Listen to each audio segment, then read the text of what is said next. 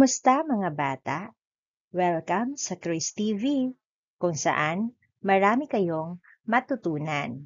Kaya, halina't makinig sa ating aralin ngayong linggo. Simulan na natin sa asignaturang Reading and Literacy, Day 1 to Day 4, Week 4, Quarter 2. Ang ating aralin ngayong araw ay marami tayong pag-aaralan. Ito ay tungkol sa pabula, simbolo o mga babala, pagpapalit o pagdaragdag ng mga letra para makabuo ng bagong salita, sanhi at bunga, at letrang enye. Ano ang paborito ninyong kwento? So, base dun sa napag-aralan nating kwento noong mga nakaraang linggo, ano ba ang paborito ninyo doon sa kwentong napag-aralan natin? Sino ang paborito ninyong bida sa kwento at bakit? Sino ang maaring magbahagi sa klase ng kanyang paboritong kwento?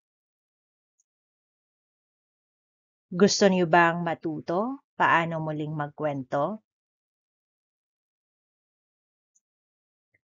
Ang pag-aaralan natin ngayong araw ay paano natin ikukwento sa iba ang narinig nating kwento gamit ang ating sariling salita. Susubukan din nating pumili at ilarawan ang nagustuhan nating kwento. Unlocking of words. Okay, tingnan natin. Uwak. Usa. Mangangaso. Ngayon ay panoorin natin at pakinggan ang kwentong Apat na Magkakaibigan. Okay, so dito ay ilalagay ko lang sa comment section ang kwentong ito.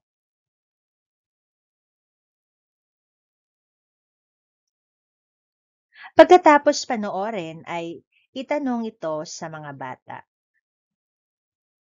Sino ang mga bida sa ating kwento? Nasaan nangyari ang kwento?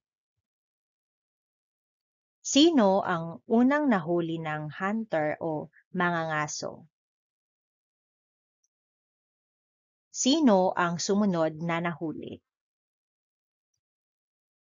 Paano pinakita ng bawat isa na siya ay matulungin na kaibigan? Mayroon ka bang kaibigan na matulungin? Paano kanya tinutulungan? Ano ang pakiramdam mo kapag tinutulungan ka ng iyong kaibigan? Ang kwentong pinanood o pinakinggan natin ay halimbawa ng isang pabula. Naalala niyo pa ba ang ibig sabihin ng pabula? Okay. So ang pabula, ito ay isang kwento kung saan ang mga hayop ang mga tauhan. Sila ay nagsasalita at kumikilos na parang tao. May natutunan tayong mahalagang aral mula sa mga pabula. Alin sa mga ito ang hindi kayo sigurado? Alalahanin natin muli ang nangyari sa kwento. Subukan natin na piliin lamang ang mga importanteng pangyayari. Gamitin ang 5 finger. Okay, tapos ito ay, ang tawag natin dito ay 5-finger retell. So, upang ikwento muli ang nangyari. Ayan, so dito, ito ang halimbawa. So, 5 daliri. Okay, so dito sa 5 daliri na to, ikukwento ninyo muli kung ano ang tagpuan, sino ang tauhan, tapos yung unang nangyari sa kwento, gitna at wakas. Gamit ang chart sa ibaba, isulat ang mga sagot ng bawat bata at pumili ng batang magkukwento ng mga pangyayari. Okay, dito. So, dito gamitin yung chart, yung unang nangyari, yung gitna at yung katapusan ng kwento. Pangkatang gawain. Pangkat 1. Iguhit o itrace ang mga hayop na nabanggit sa kwento. Ayan, kung may nakikita kayo diyang 4 na mga hayop, ang gagawin dyan sa pangkat 1 or group 1 ay ititrace lang yung mga hayop na nasa larawan. Pangkat 2. Isulat sa kahon ang pangalan ng mga hayop na nabanggit sa kwento. Yan dito sa una, ano ba ang pangalan ng hayop na ito? Sa pangalawa, pangatlo at pang-4. Ayan, so dito si uwak, si daga, usa at pagong. So isusulat nyo ang sagot dito sa kahon. Pangkat 3. Itambal ang larawan ng hayop sa salitang naglalarawan dito. Ayan, so dito, una, si pagong. So ano kaya ang ano niya? Ayan, si pagong siya ay, ayan, tambalin natin. Siyempre, ang pagong ay napakabagal. Ang daga naman, ano kaya ang ano dito?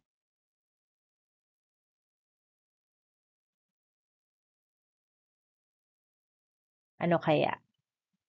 Okay, ito ay malaki ang mata. And ang usa naman, ito ay maganda at kayumanggi ang balat. At ang uwak, ito ay itim. Ayan.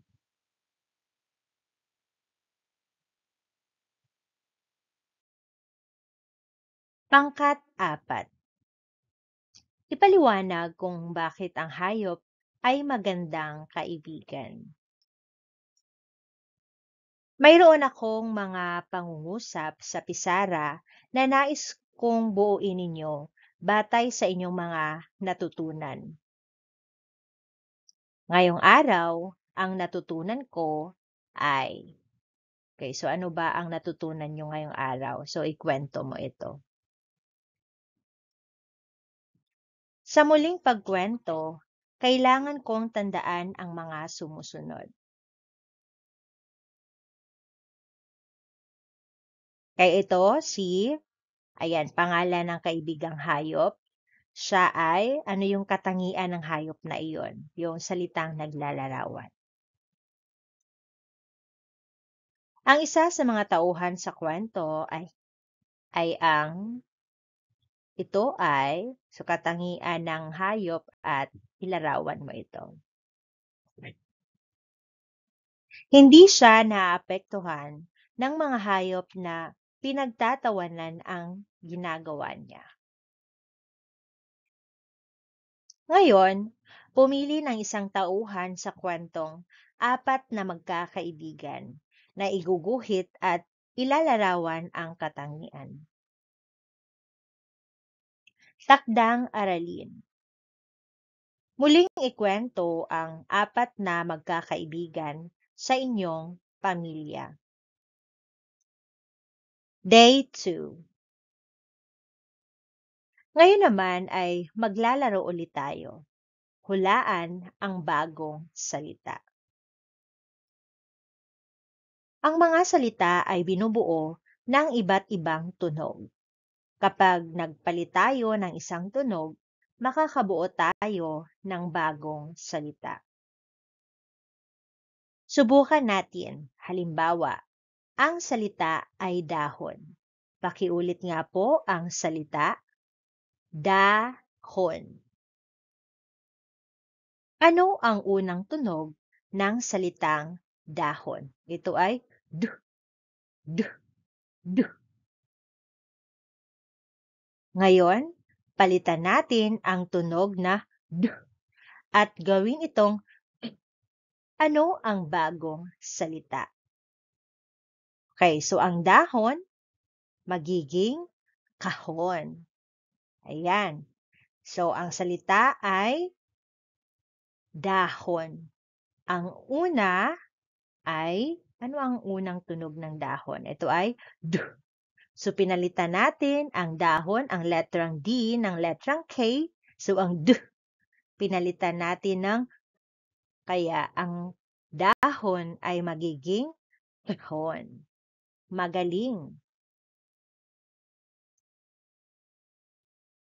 Ayan. So ngayon naman ay palitan ng A ang O sa salitang baso. So ang baso, pinalitan natin ang letrang O ng letrang A. Ang mabubuo nating bagong salita ay basa. Okay, dito naman sa salitang baro. Ayan. Palitan natin ng letrang L ang letrang B. So, si baro magiging laro. Ayan. Dito naman, palitan natin ang kanto. Si letrang O sa hulihan, palitan natin ng letrang A. So, ang kanto ay magiging kanta. Okay, next naman ang salitang gulat. Palitan natin si letrang G ng letrang S. So, ang gulat ay magiging sulat. Okay, next naman po ang salitang gulay. Ang letrang J ay palitan natin ng letrang K. Ano kaya ang mabubuo nating salita? Okay, ang gulay ay magiging kulay. Ano ang pagkakapareho ng mga bagong salitang nabuo? Naranasan niyo na bang maging bagong lipat sa isang paaralan? Ano ang naging pakiramdam mo bilang bagong lipat? Ayan, yung mga transferee. Halimbawa, lumipat na kayong bahay, tapos kayo ay, syempre, lilipat na din ng bagong school. So, ano ang pakiramdam? Yan, kayo ba ay nalulungkot? Or kayo ba ay masaya, excited? Ayan. Sa mga dati nang pumapasok sa paaralan, ano naman ang pakiramdam o iniisip nyo kapag nakita kayo ng bagong lipat sa inyong paaralan o klase?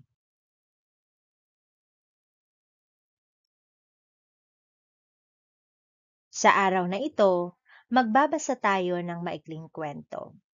Gagamitin natin ang mga letrang ating natutunan upang basahin ang kwento. Okay. Tribong Manide. Hilagang Camarines.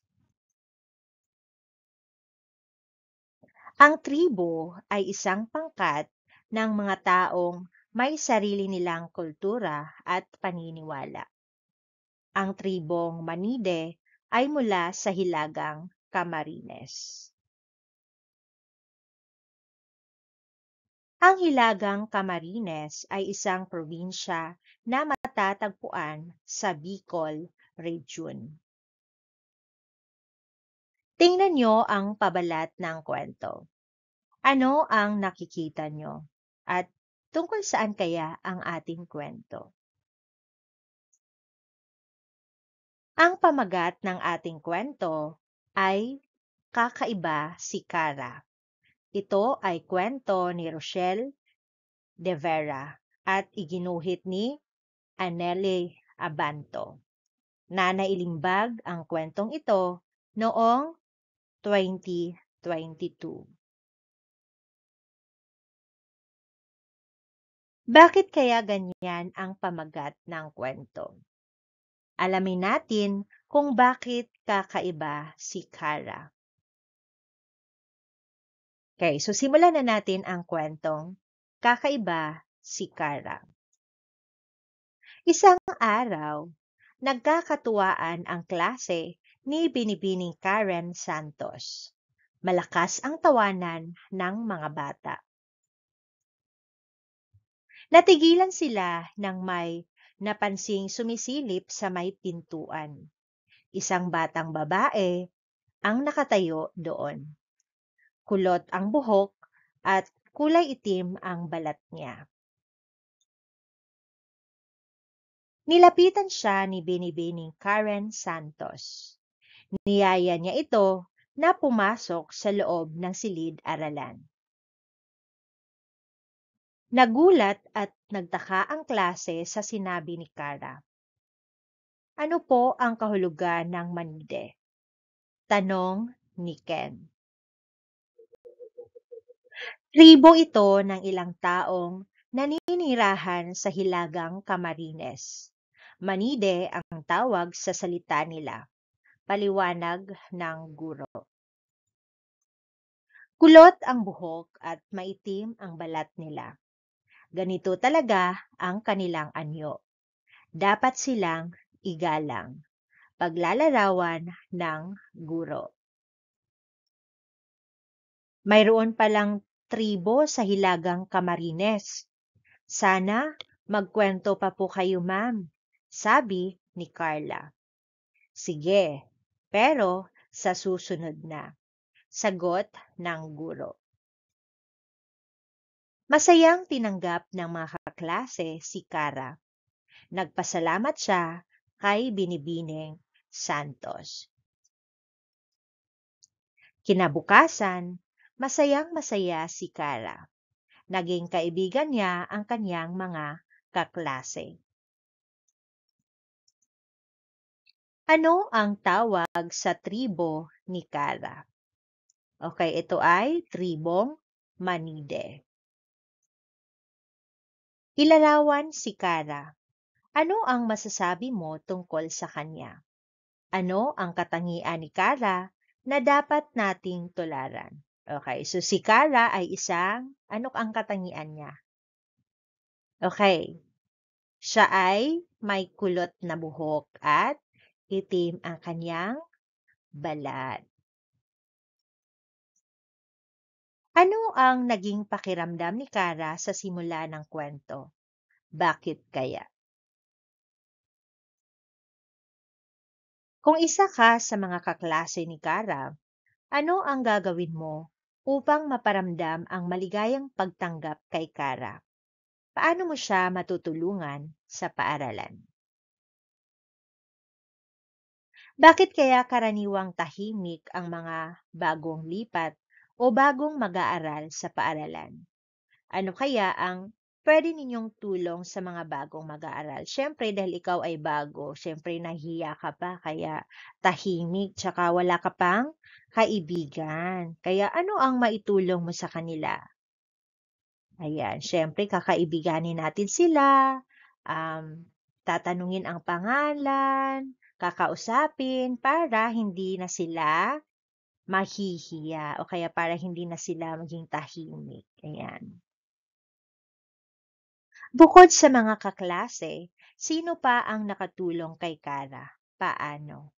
Okay, syempre nakatulong din si Binibining Santos. Ayan, yung teacher nila o yung guro nila. Malaking tulong doon kasi pinapaliwanag kung saan galing si Kara, bakit ganyan ang kanyang balat, ang kanyang buhok. Ayan. Kahapon, natutunan natin ang muling pagkwento gamit ang ating 5 daliri. Gawin natin uli ngayon. Ilabas ang hinlalaki. So, sino ang tauhan o mga tauhan sa kwento? Ngayon, ilabas naman ang hintuturo. Saan naganap ang kwento? Saan ba naganap yung kwento natin ngayon? Ito ay naganap sa paaralan. Ilabas ang 3 pang daliri. Ano ang nangyari sa simula, sa gitna at sa wakas ng kwento? Ayan. So ngayon, basahin natin ang sumusunod na mga pangungusap. Bago si Kara sa paaralan, kaya hindi siya kilala ng ibang mga mag-aaral. Ang pangungusap na ito ay nagpapakita ng sanhi at bunga. Ano nga ba ang sanhi at bunga? Ang sanhi ay dahilan ng isang bagay at ang bunga, ito naman ang naging resulta. Sa kwento natin, ang sanhi ay bago si Kara sa paaralan. Ang bunga naman noon ay hindi siya kilala ng ibang mga bata. Mari natin ipakita ang kaugnayan ng sanhi at bunga sa pamamagitan ng isang graphic organizer. Malinaw na maipakikita ng isang graphic organizer kung alin ang sanhi o unang nangyari at alin ang bunga o pangalawang pangyayari. Ayan, so sanhi at bunga. Basahin naman natin itong isa pang pangungusap. Masaya si Kara dahil nagkaroon siya ng maraming kaibigan. Ano ang pakiramdam ni Kara? Ano kaya ang sanhi ng kanyang kasiyahan? Yan. So, syempre, dito, masaya si Kara. Tukuyin natin ang sanhi at bunga. Mabagal kumilos si Pagong, kaya nahuli siya ng mga ngaso. Ano ang resulta o nangyari kay Pagong? Okay. Ito ay nahuli si Pagong. Yun ang resulta o yung bunga. Ano ang sanhi o naging dahilan ng kanyang pagkahuli? Ano kaya ang sanhi dito? Okay, dahil ayan, mabagal si Pagong. Kaya nahuli siya. Basahin naman natin itong pangungusap. Sabihin nyo kung ano ang sanhi at bunga sa pangungusap. Nagtulungan ang apat na magkakaibigan, kaya masaya silang nagsama-sama. Okay, dito nagtulungan ang magkakaibigan, masaya silang magkasama. Think, pair, share. Kayo, masaya rin ba kayo sa paaralan? Pag-isipan nyo ang inyong mga naging karanasan sa paaralan. Tukuyin nyo ang sanhi at bunga ng inyong mga karanasan sa paaralan. Iguhit ito at ibahagi sa iyong katabi. Halimbawa, nag-aral ako ng mabuti para sa exam, kaya mataas ang score ko. Hindi ako nakapasok sa tamang oras, kaya pinagalitan ako ng guro. Extended ending. Sa kwento, naging masaya si Kara sa paaralan kinabukasan dahil nagkaroon siya ng maraming kaibigan. Ano-ano kaya ang iba pang naging karanasan ni Kara sa bago niyang paaralan? Iguhit at ibahagi ito sa iyong katabi. Ang natutunan ko ngayong araw ay ang pagtukoy sa sanhi at bunga. Kapag mayroon akong bagong kaklase, ang maaari kong gawin para makatulong ay kausapin siya o kaya kaibiganin mo siya. Basahin ang mga sumusunod na pangungusap. Tukuyin ang sanhi at bunga. Kaya una, nakalimutan ko ang payong ko, kaya nabasa ako ng ulan. Pangalawa, kumain ako ng maraming candy, kaya sumakit ang tiyan ko. Pangatlo, bumagsak ako kasi hindi ako nag-aral kagabi.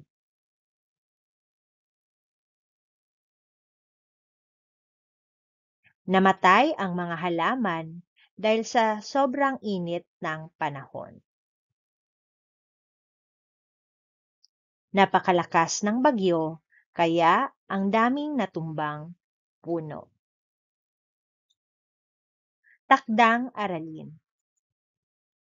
Basahin ang kwentong Kakaiba si Kara. Pumili ng 5 pangyayari at isulat sa iyong kwaderno. Day 3. Nakita na ba kayo ng ganitong simbolo o babala? Ayan.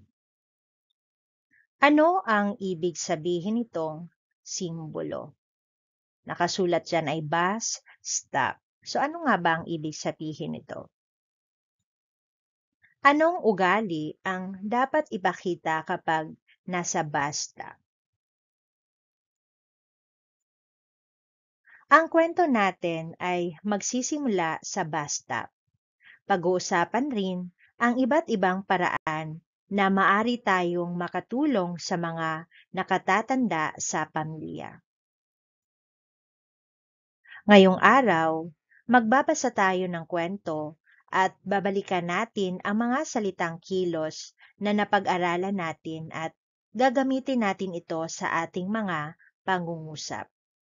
Ano nga ba yung salitang kilos? Ayan, malalaman natin ngayon sa ating aralin. Ayan, so ngayon magkaroon muna tayo ng laro. Ito ay tinatawag nating charades. Gamitin ang mga sumusunod na salitang kilos sa laro. Didilig, magluluto, mag-aalaga, maglilinis, maglalaba, maghuhukay, mag-iigib, magtatapon. Tumawag ng mga voluntaryo na pipili ng salita at i-role play para hulaan ang mga kaklase. Kapag wala si Mama. Nakatira si Bubo sa bayan. May sakit siya. Pupuntahan siya ni Mama para maalagaan siya. Sino ang maglilinis ng bahay? Sino ang magtatrabaho sa hardin? Sino ang magluluto ng pagkain? Sino ang maglalaba ng damit? Ako ang magtatrabaho sa hardin. Ako ang maglilinis ng bahay. Ako ang magluluto ng pagkain. Ako ang maglalaba ng damit. Sino ang mag-aalaga kay Bunso? Tayong lahat ang mag-aalaga kay Bunso. Basahin ang mga salita. Sino? Mama. Bunso. Pagkain. Hardin. Bahay. Damit. Ano ang ginawa nila nung umalis ang nanay? Saan kaya si nanay patungo? Bakit? Masaya ba ang pamilya na makitang umalis si nanay? Paano nyo nasabi? Bakit kaya si tatay ay mukhang nag-aalala? Puna ng chart sa ibaba. Mga gawain sa bahay at sino ang tumulong. Trabaho sa hardin, pagluto ng pagkain, paglinis ng bahay, paglaba ng damit, at pag-alaga kay bunso. Matutuwa kaya si nanay kapag nakabalik na siya? Bakit? Ano ang iyong ginagawa para makatulong sa bahay? Nahirapan ba si tatay nung umalis si nanay? Bakit hindi? Kayo, paano kayo tumutulong sa bahay? Kayo ba ay tumutulong sa gawaing bahay? O hinahayaan niyo lang si nanay na magtrabaho? Magaling, dapat nating tulungan ang ating mga magulang sa mga gawaing bahay, lalong-lalo na kung kaya naman nating gawin ito para mas mapadali or mas mapabilis ang trabaho. At syempre para hindi din mapagod ang ating magulang. Iguhit kung paano ka tumutulong sa bahay o sa mga nakatatanda sa pamilya. Magsulat ng isang pangungusap tungkol dito. Ibahagi ang iyong ginuhit at sinulat sa iyong kapares. Isulat ang salitang matulungin sa pisara. Ipaliwanag kung paano makakatulong ang mga bata sa bahay at sa nakatatanda. Suriin ang mga larawan. Itambal sa larawan ang angkop na salita para dito. Ayan, dito, didilig. Ayan, alin dito ang nagdidilig? Okay, letrang D. Pangalawa, magluluto. Okay, letrang C. Mag-aalaga. Letrang A. Maglilinis. Letrang B. Maglalaba. Letrang F. Magtatanim. Letrang G. Mag-iigib. Letrang E. Magtatapon. Letrang H. Ang natutunan ko ngayong araw ay ang kahalagahan ng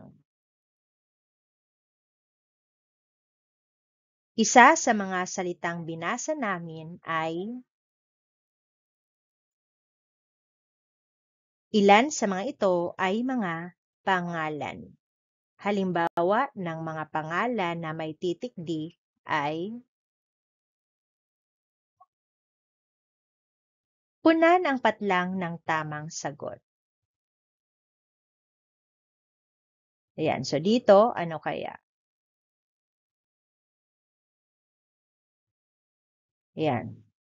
Tumutulong ako sa mga gawaing bahay gaya ng masaya ako kapag ako ay nakatulong sa pamilya. Kaya sa nanay, kaya sa tatay. Takdang aralin. Magsanay magbasa. Basahin ang kwentong kapag wala si mama. Day 4. Magbabanggit ako ng mga tunog. Isulat ang titik ng tunog na aking babanggitin at basahin ang salitang nabuo. Ibigay ang mga titik o spell at ibigay din ang bilang ng mga tunog. Makinig kayong mabuti. Halimbawa, L, U, Z, O, N.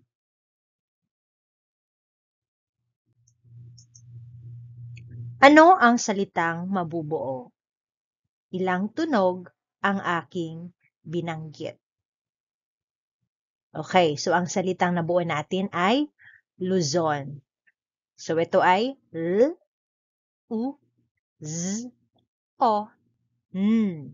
So ito ay mayroong 5 tunog. Felix, Jose, Vinta, Baguio, Quezon, Zipper, Fax, Tagtuyo.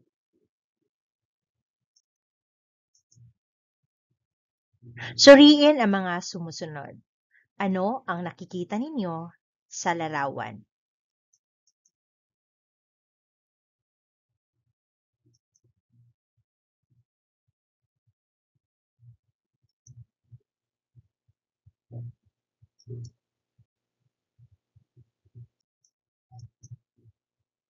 Ang tawag sa magkaibang lagay ng panahon na ito ay tinatawag nating El Niño at La Niña. Anong letra ang parehong makikita sa mga salitang El Niño at La Niña? Okay. Ang pag-aaralan natin ngayong araw ay ang titik Enye at ang tunog nito, ang tamang pagsulat nito, at ang pagbasa ng mga salitang may titik na ito. Kaya halimbawa dito sa larawan, ito ay Malacanang. Ayan, sa salitang ito or sa larawang ito, makikita natin na mayroong letrang Enye. Okay, next ay Osmeña. Mayroon din siyang letrang Enye. Simulan ang aralin sa pamamagitan ng isang rap. Yan. Itong batang si Nino na anak ng Donya. Mabait at masunurin sa kanyang ina. Nagmamano at tumutulong sa iba. Kaya't si Nino ay mahal nila. Okay. Ang larawang ito ay, kilala nyo ba kung sino ito?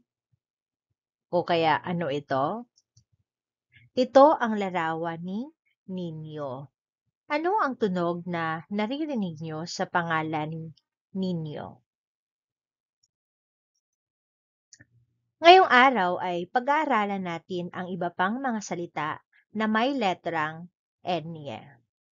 Okay, so dito, ito ang, kung makikita ninyo dito, mayroon siyang letrang Enye. Ayan. Malaking Enye at maliit na Enye. Kaya halimbawa, Ninyo, Ninya,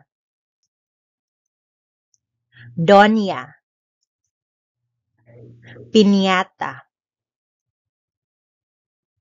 Seryo, Osmeña, Malacanang, Palas, El Niño, La Niña. Ang titik na Enye ay mula sa alpabetong Espanyol at maraming salitang Pilipino na naglalaman ng titik na ito ay mga tamang pangalan.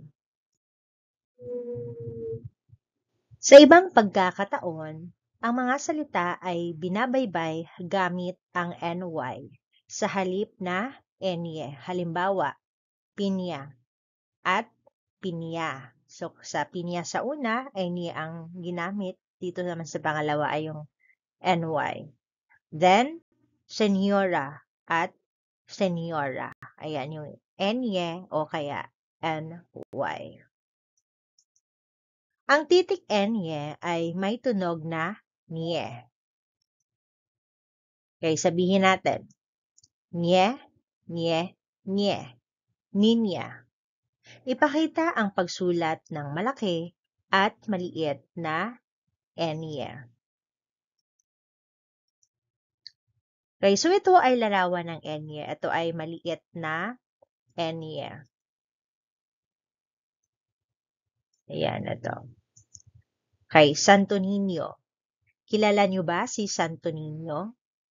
Siya ay kinikilala ng mga Katoliko bilang ang Batang Jesus. So ipalakpak natin ang bawat pantig ng salita. Ano pa ang ibang mga salita na may enye? Basahin at isulat ang mga salita. Doña, El Niño, Niña. Basahin natin ang mga pantig na may enye. Niño. So ilang pantig ang salitang niño? Ito ay may dalawang pantig. Niña.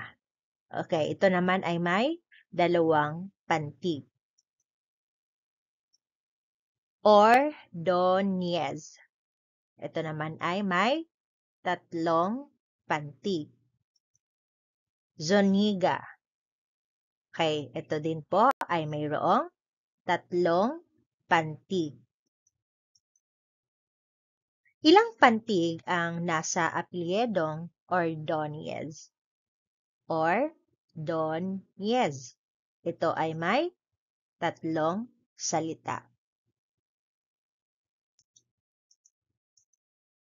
Basahin ang mga pangungusap.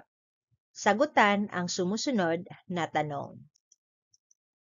Si Niño at Niña ay magkapatid. Sino ang magkapatid? Okay, ito ay si Niño at Niña. May imahe ng Santo Niño sa bahay ng magkapatid. Ano ang makikita sa bahay ng magkapatid? Santo Niño. Ang natutunan ko ngayong araw ay ang letrang Enye. Ang tunog ng letrang Enye ay Nye. Ganito isulat ang maliit at malaking letrang Enye. Halimbawa ng mga salitang may titik Enye ay Niño, Niña.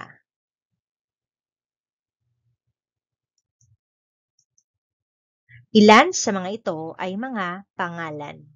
Halimbawa ng mga pangalan na may titik Enye ay Niño, kaya Niña.